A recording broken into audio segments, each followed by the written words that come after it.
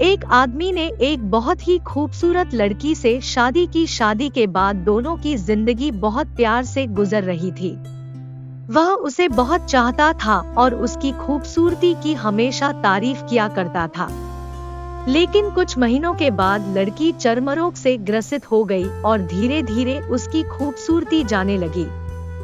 खुद को इस तरह देख उसके मन में डर समाने लगा कि यदि वह बदसूरत हो गई तो उसका पति उससे नफरत करने लगेगा और वह उसकी नफरत बर्दाश्त नहीं कर पाएगी। इस बीच एक दिन पति को किसी काम से शहर से बाहर जाना पड़ा। काम खत्म कर जब वह घर वापस लौट रहा था, उसका एक्सीडेंट हो गया।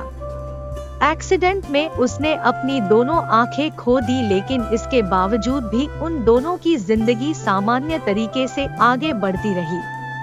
समय गुजरता रहा और अपने चर्मरोग के कारण लड़की ने अपनी खूबसूरती पूरी तरह गंवा दी।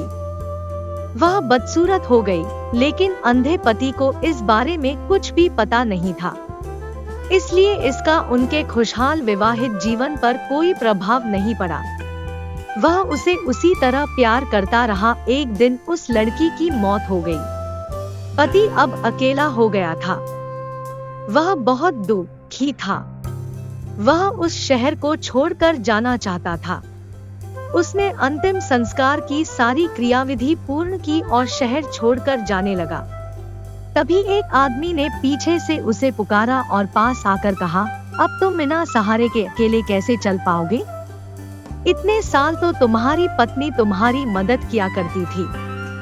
पति ने जवाब दिया, दोस्त, मैं अंधा नहीं हूँ।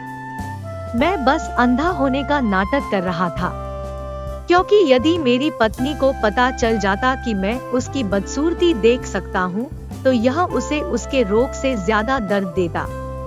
इसलिए मैंने इतने साल अंधे होने का दिखावा किया।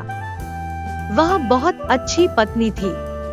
मैं बस उसे खुश रखना चाहता था।